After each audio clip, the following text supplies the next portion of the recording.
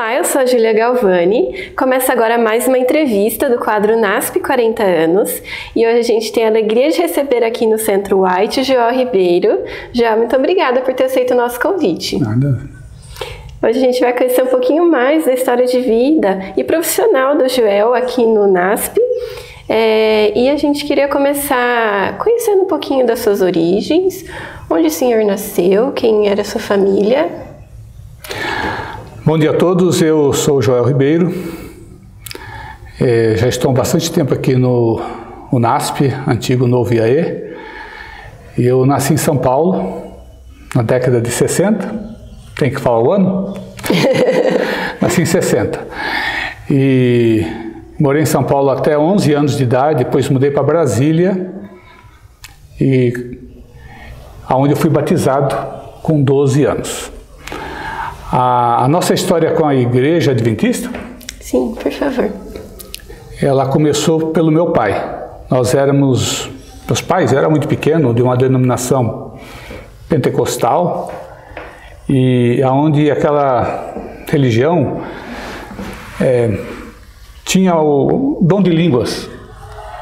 E meu pai é bastante, assim, sincero, tal, e ele não aceitava muito uma maneira de dom de língua, sendo que você não entende o que você está falando. E uma certa data, veio um pastor especial nessa igreja e falou que ia passar o dom de língua aos membros. E quando chegou no meu pai, ele impunha as mãos, a Bíblia, e nada. Segunda vez, e nada. E aí ele falou para o meu pai assim, você já sabe falar dom de língua? Meu pai falou, não sei não. Meu pai levantou e nunca mais voltou. Falou assim, eu vou procurar a igreja verdadeira. Meu pai considerava que a igreja não era a igreja de Deus, porque se falar uma língua que nem você entende, nem os outros, ele achava que não podia ser de Deus. Meu pai saiu procurando a igreja e percebeu que todas as igrejas eram iguais, assim como aquele pastor falava que tudo era igual. Até que meu pai entrou numa série de conferências do pastor Alcides Campo Longo, em Osasco, eu creio que em 1966 ou 67. E aí a história mudou. Ele aceitou, e o pastor Alcides Campo Longo foi tipo assim um pastor nosso, e ele foi batizado, e meu pai, minha mãe, meu irmão mais velho. E em 68 nasceu uma nova irmã minha. Imagina o nome da minha irmã, Neide Campo Longo. E a minha primeira professora do infantil, primário, foi a professora Neide Campo Longo. E o pastor Campo Longo ajudou meu irmão a ir para o colégio. Na época era IAC, Instituto Adventista Campineiro, em Hortolândia. Meu irmão foi para lá, estudou, casou. Quem foi o pastor que fez o casamento do meu irmão? O pastor Campo Longo. Em seguida, mais um tempo, meu irmão arrumou para eu estudar no IAE, São Paulo, antigo IAE São Paulo. E lá eu estudei, fui fazer a 8ª série. Aí eu me batizei em Brasília, em 72. Meus pais mudaram para Brasília. E em 75 eu fui para o IAE São Paulo, ser aluno bolsista. Eu era bem molequinho mesmo, falava fino, era muito criança. E lá no IAE São Paulo eu fiquei fazendo a 8ª série e o ensino médio. E como eu mexia com marcenaria, eu trabalhei na marcenaria. Depois foi um outro irmão mais novo meu, trabalhar também no IAE São Paulo, na agricultura, e passou a trabalhar depois no escritório. E terminei meus cursos lá do ensino, fiz técnico em química. Pouco tempo depois voltei para São Paulo para trabalhar na Associação Paulista Sul, hoje é Paulistana. Essa Paulista Sul ficava ali no Brooklyn. Só tinham 2 associações naquela época, a Paulista Sul, em São Paulo, no Brooklyn, e a Paulista Oeste, em Campinas. Hoje, Paulista Central, e hoje lá em São Paulo, Paulistana.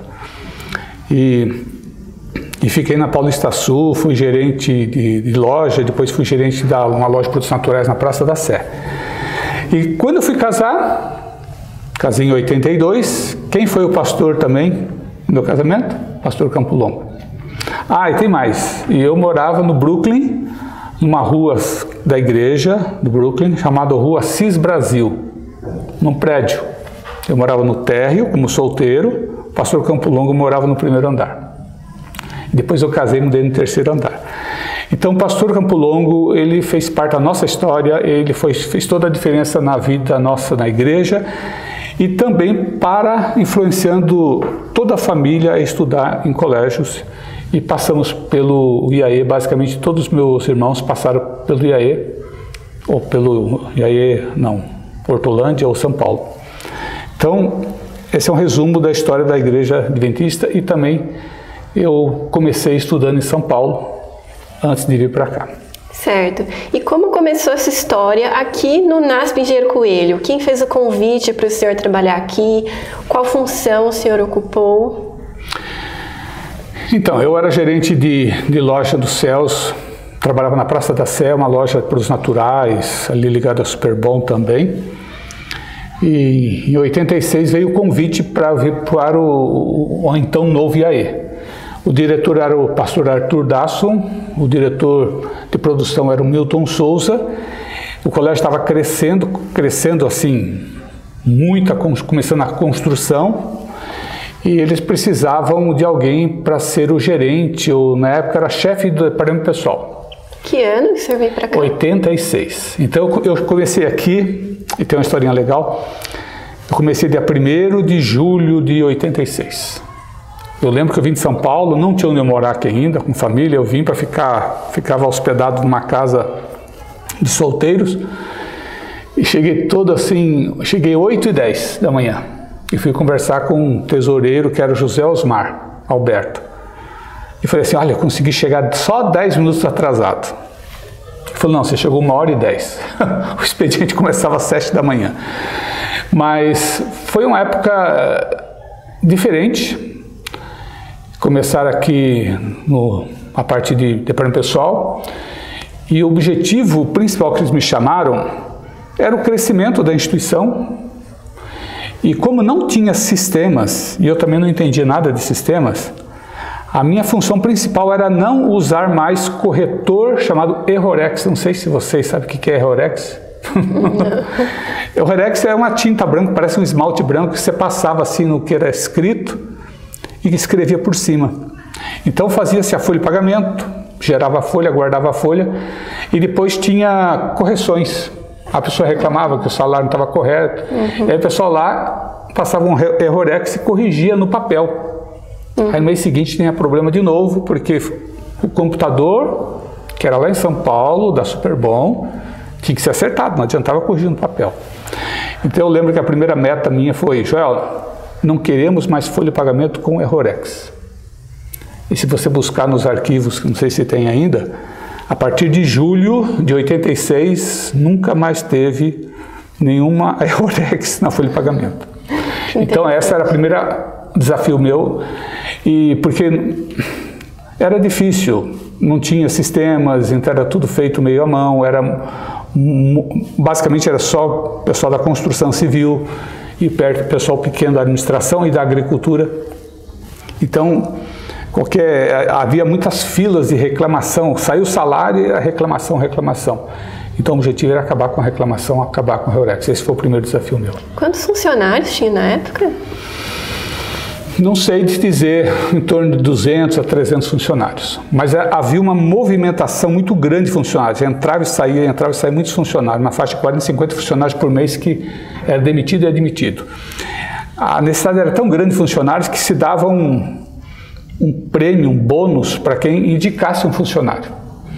E naquela época não tinha ônibus, não sei se você sabe o que é caminhões, aquele caminhão tipo cegonha, é um caminhão com a carroceria fechada e as pessoas vinham sentadas dentro de um banco, muito perigoso.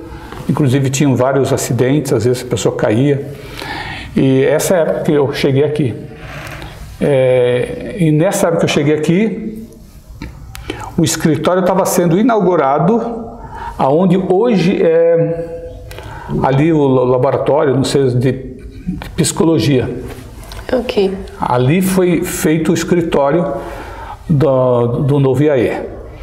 Passado pouco tempo, teve que sair dali voltou a ser lá ali perto da igrejinha, lá em cima, tem uma igrejinha, tem uma casa, que já foi Big Brother, hoje não sei se é casa de funcionários. Aquilo ali foi escritório da diretoria por muitos anos, de 87 a 88, início de 89.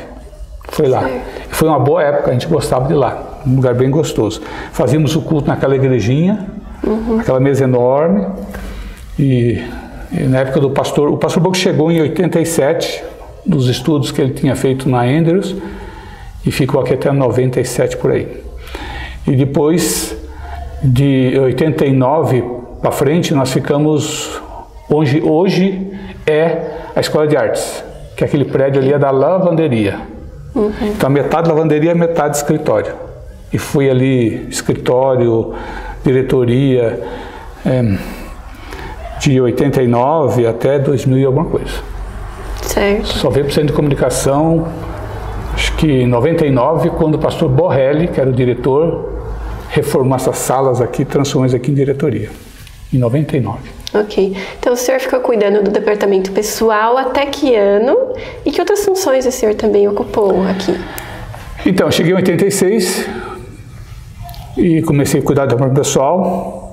E eu fazia faculdade em São Paulo. Eu continuei fazendo faculdade em São Paulo porque não compensava transferir a faculdade para cá, que a única faculdade que podia servir seria de Limeira, a UISCA, e o currículo totalmente diferente. Então eu continuei fazendo no Luso, lá em Moema, porque faltava um ano e pouco para terminar, e se eu fosse fazer aqui levaria uns 3 anos. Então a folha de pagamento era feito na Superbom, no computador Superbom, porque não existia computadores aqui. Folha de pagamento, contabilidade, ativo, tudo era feito na Superbom. E nós trabalhávamos à noite, virávamos à noite trabalhando para fazer folha, contabilidade e tudo mais. Como se não fosse pouco, minha filha nasceu aqui em 86, nós chegamos de mudança em setembro, ela nasceu no dia seguinte. Literalmente. Acho que a mudança fez ela...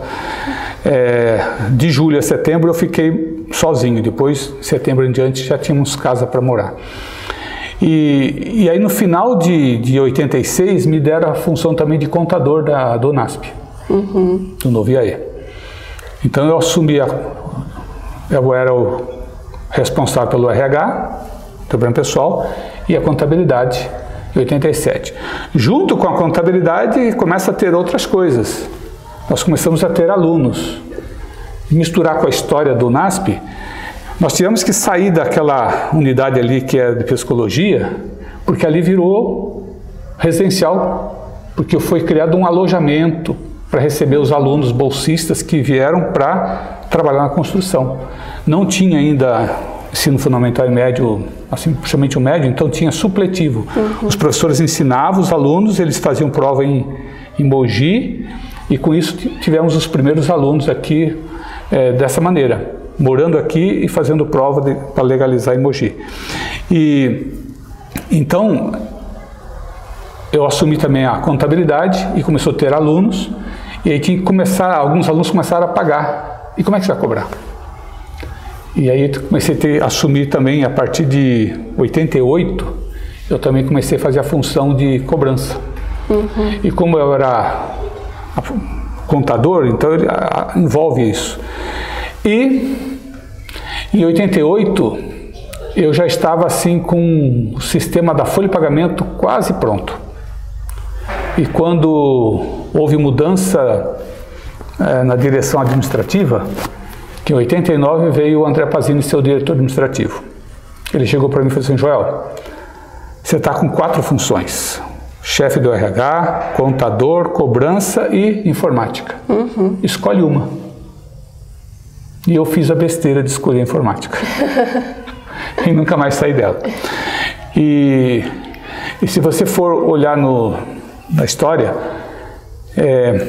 eu tinha quase que a folha de pagamento preparada, e essa folha de pagamento que eu desenvolvi, já em 88 estava desenvolvendo, em 89 eu assumi só a informática, ela entrou em operação sem ser em paralela, já no primeiro semestre de 89, e se você for olhar também todas as folhas de pagamento, elas são muito parecidas. E nós usamos essa folha de pagamento que eu desenvolvi por 10 anos. Então ela rodou aqui de 89 até 1999, quando nós mudamos para a DataSul. Ok. Como foi a história da chegada do primeiro computador aqui? Então, eu já tinha assumido a função de contador e eu queria um computador. E aí o pastor Boger estava voltando dos Estados Unidos, eu falei, pastor, compra um computador assim, assim. Eu passei as informações, ele pegou a ajuda de alguém da Andrews e comprou um AT286 Zenith. Então, eu não tenho aqui o computador, mas eu tenho aqui os disquetes do computador. E o engraçado é que quando eu recebi o computador, que era caríssimo, né? Mesmo, eu liguei o computador e não funcionava. Não é igual hoje, que você liga, fica procurando next, next, next, finish. Antes aparecia um prompt na tela e parou.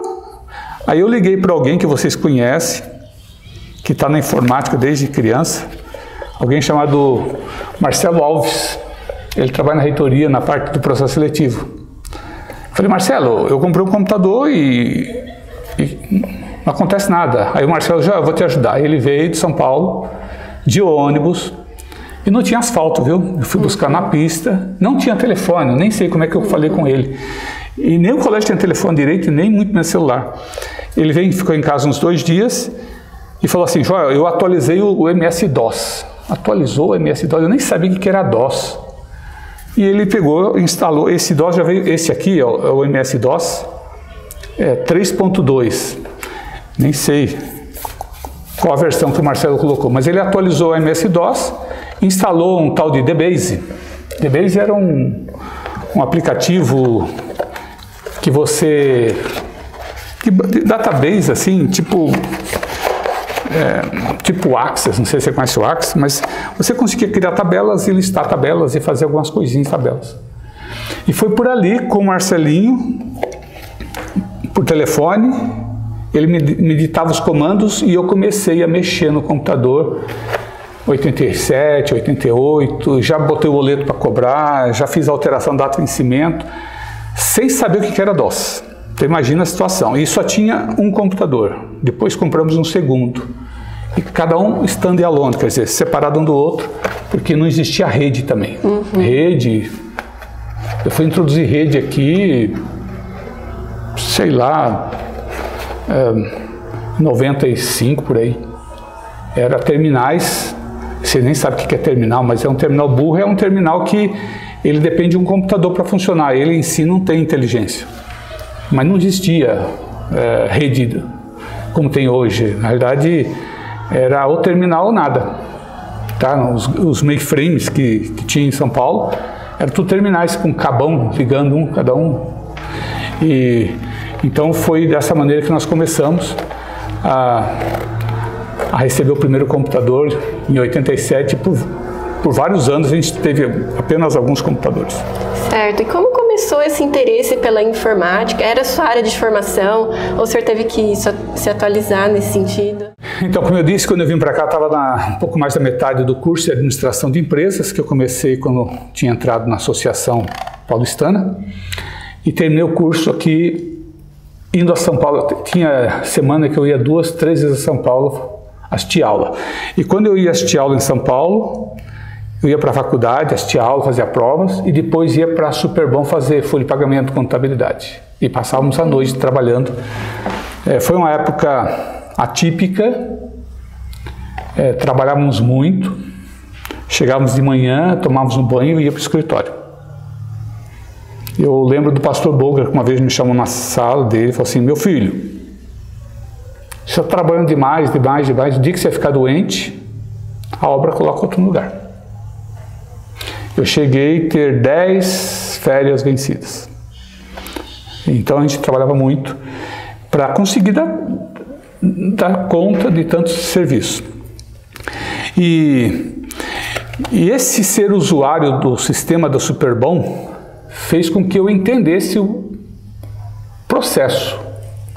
Eu não sabia programar, mas eu sabia que eu queria.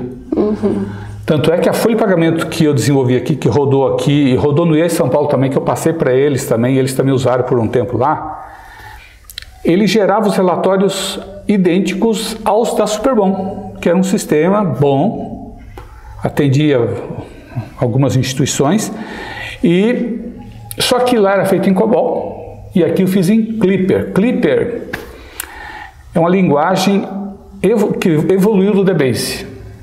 Tudo isso passado. Mas não era Windows, não era tela gráfica como vocês estão acostumados, nós estamos acostumados hoje. Era aquela telinha assim de 24, 25 linhas por 80 colunas. Tá? Então,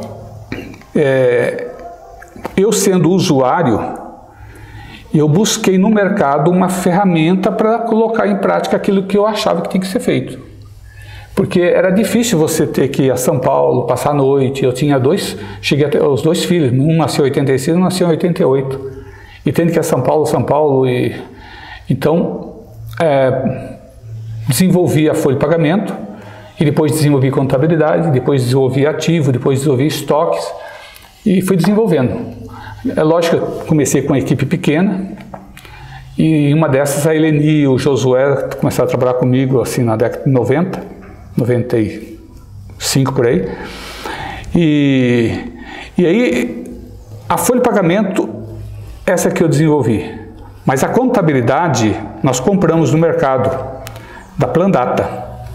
Então a Plandata nós compramos contabilidade e compramos também um ativo fixo. Então a folha de pagamento era feita em Clipper, e essa aqui era um produto comprado que o Campo São Paulo também usava. E por anos foi usado, até que chegou o momento que eu também desenvolvi a contabilidade. Tá? E eu lembro que foi no início dos anos 90, 94 por aí, nós queríamos mais do que um Clipper, já não dava mais. Aí eu fui buscar uma outra linguagem. Pode às vezes não parecer, mas eu sou bem institucional. Eu busquei quem é que usa banco de dados em nossa organização. Eu fui à CPB. E a CPB usa até hoje, né, o DataSul, e eles usavam um banco de dados chamado Progress. E eu introduzi uma semana de banco de dados aqui nesse campus, envolvendo várias instituições, inclusive a União, onde eles apresentaram o Oracle, o SQL não existia ainda, o Zin, Dataflex. Então, a igreja usava uma linguagem chamada MUMPS. E como no passado o computador era muito caro, o Brasil tinha um negócio chamado reserva de informática. Não sei quem foi o presidente que introduziu isso, mas fazia com que os computadores eram muito caros. Então você não conseguia se atualizar conforme o mundo. E a igreja usava muito esse MUMPS, que ele consumia pouca memória, ele otimizava o consumo de memória. Mas aí nós estudamos um banco de dados e escolhemos trabalhar com Progress, que a CPB já trabalha com Progress, e ficamos usando Progress até 2006. Até 2006. Aí desenvolvemos... a folha de pagamento não foi desenvolvida em Progress, ficou no Clipper e depois mudamos para DataSul. DataSul também era Progress. Mas a contabilidade, ativo, o sistema acadêmico, o ACAD que o pessoal usava. O pessoal usou o ACAD agora até o último vírus que deu aqui em 2019. Ele rodava ali, principalmente o pessoal do Teologia usava o ACAD para imprimir relatórios antigos. Em 2006 foi passado para os sistemas da igreja, assim, o sistema acadêmico. Então aí ficou o ACAD apenas como banco de histórico. E ele continuou rodando, funcionando, sem nenhuma manutenção. Só foi parar quando entrou o vírus e derrubou a rede. Eu já não estava mais aqui. Certo. Então, ali o senhor acompanhou e, inclusive, estruturou os primórdios ali do TI. Na época, as funções eram mais para atender as demandas administrativas de funcionários. O senhor também acompanhou o crescimento do TI, depois a compra de computadores, criação de laboratórios.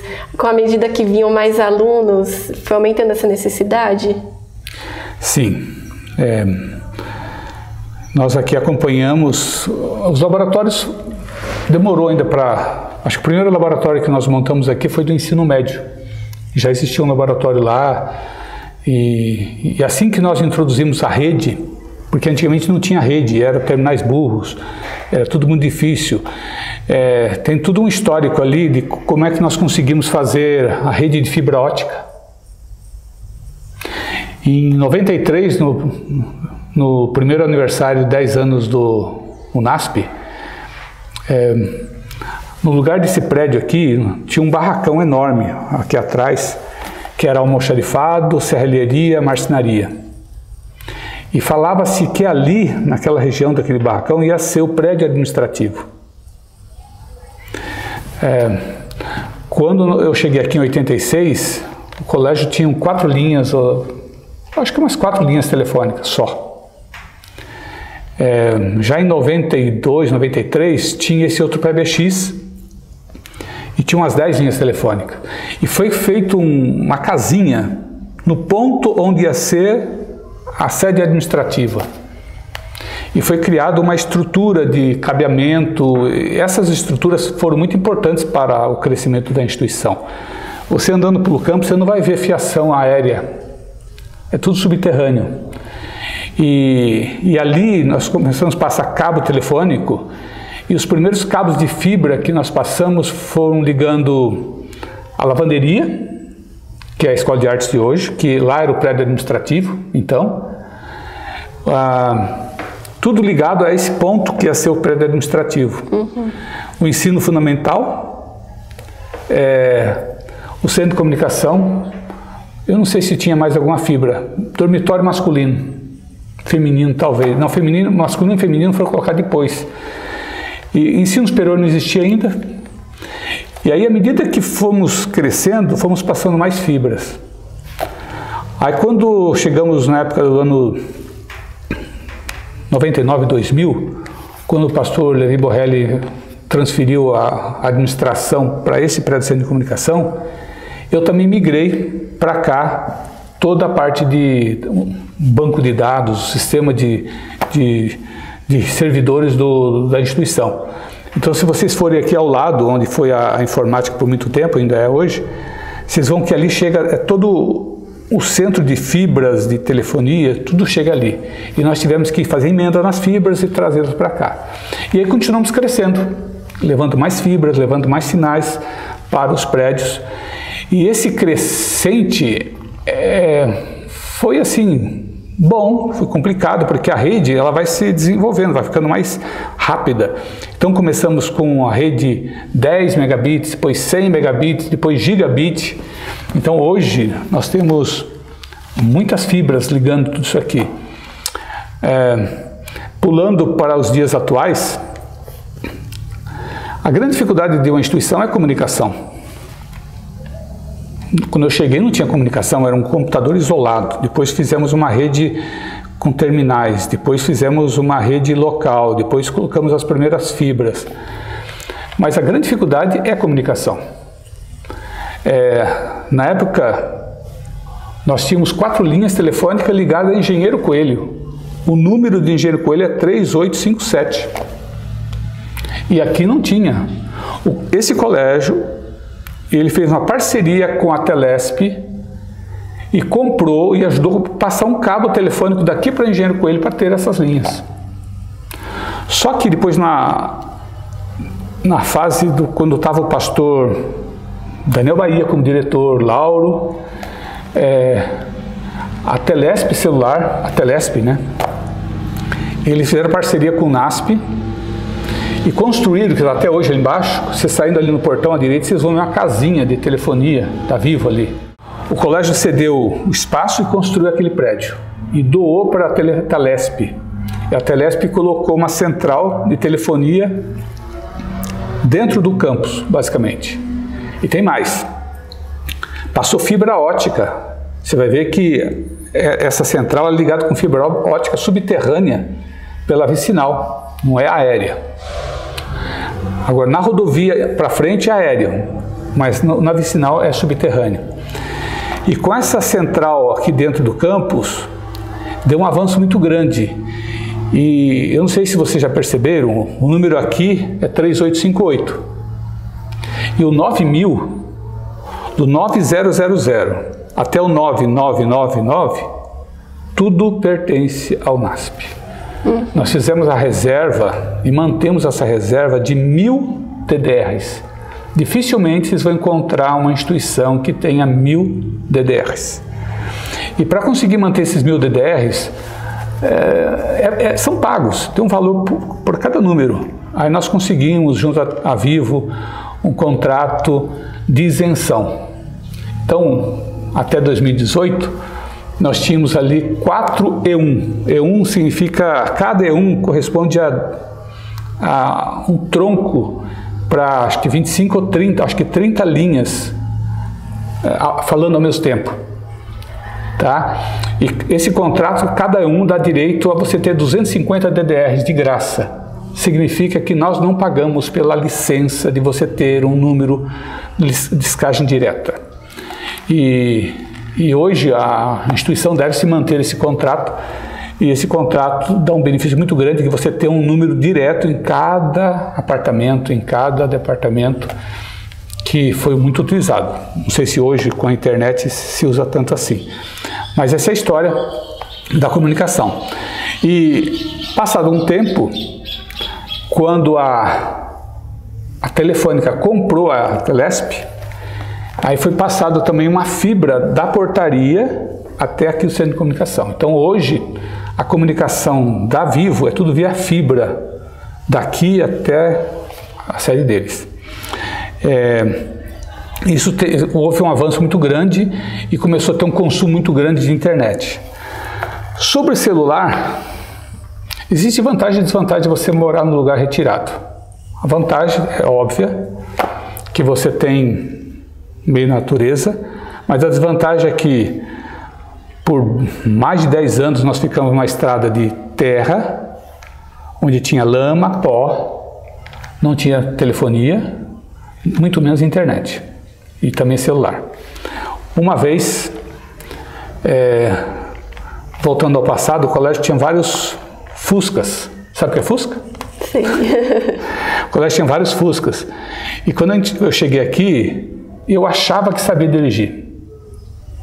Mas quando eu peguei aqueles Fuscas com folga do volante, sabe o que é folga no volante? A folga, você faz assim, o volante, a roda não sai do lugar. E quando você vai dirigir, o carro faz de tudo menos ir em linha reta. E eu tinha que dirigir a São Paulo muitas vezes com o pastor Boger, com o pastor Milton, conversando. E não tinha GPS. E a gente tinha que estar lá conversando e ajustando o Fusca para não sair da rota. Então eu fui aprender a dirigir para valer mesmo aqui com os Fuscas do NASP.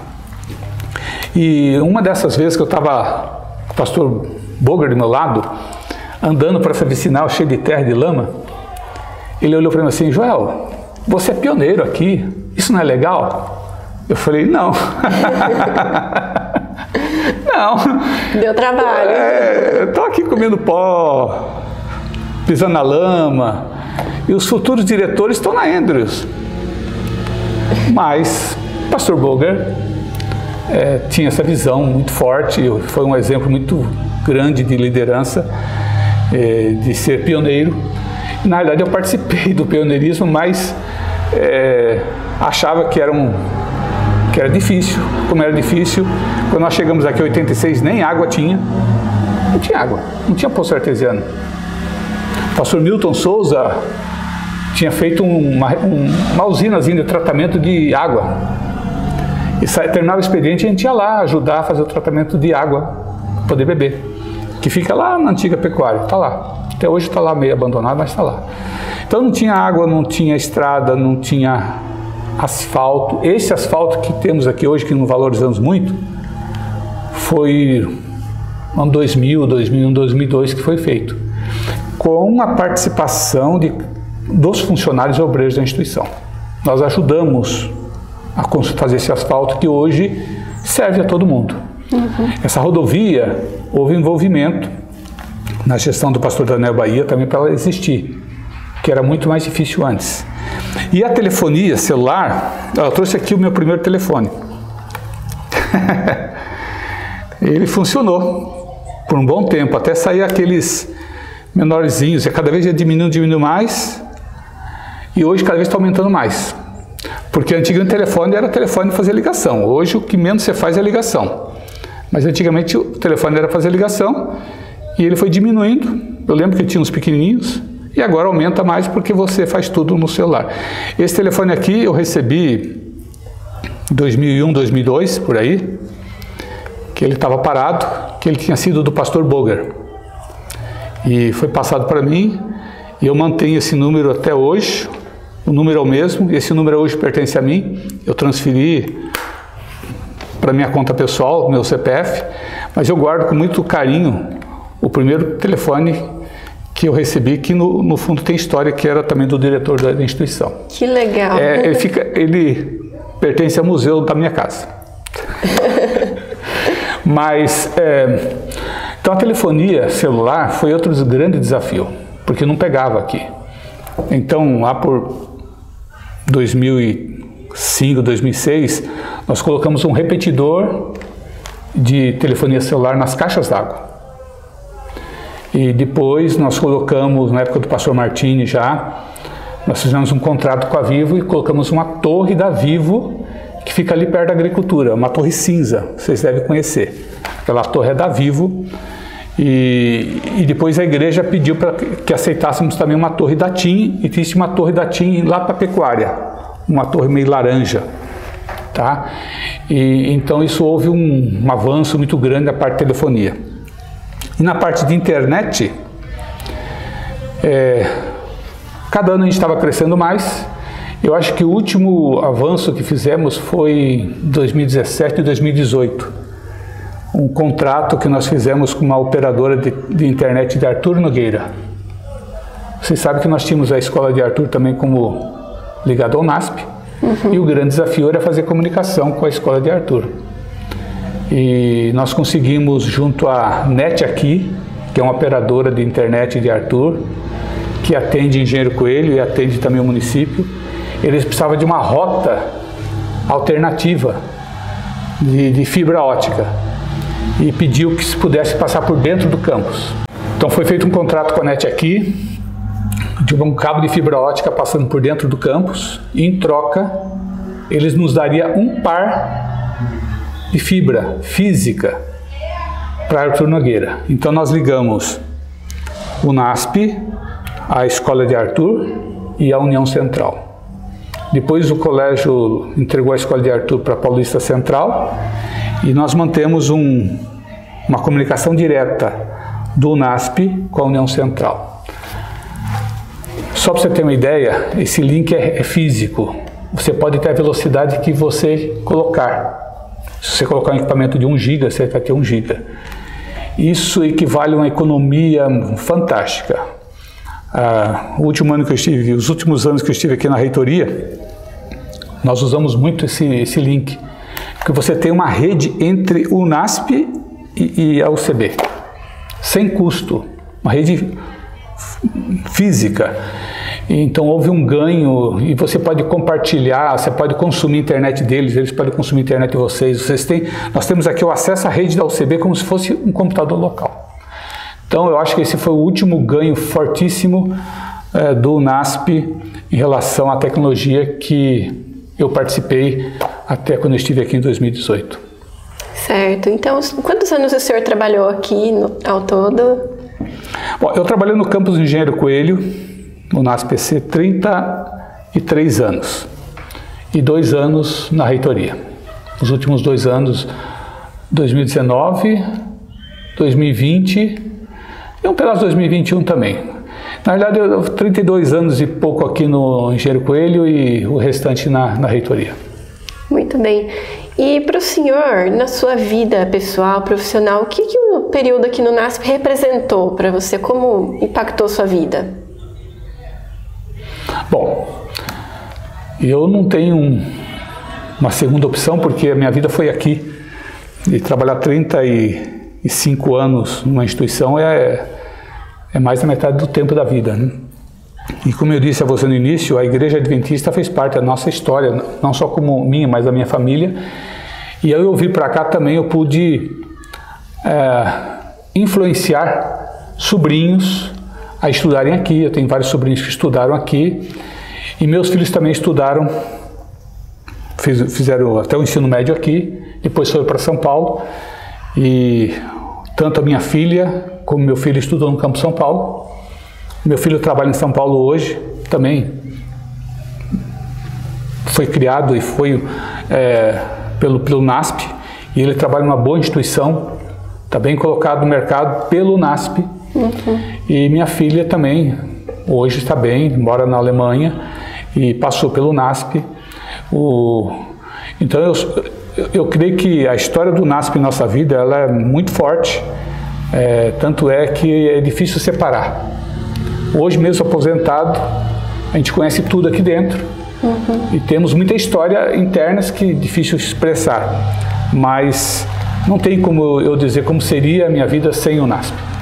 Joel, para você, em sua opinião, o que o NASP tem de diferente em relação a outras instituições? Por que um pai deveria colocar o seu filho aqui?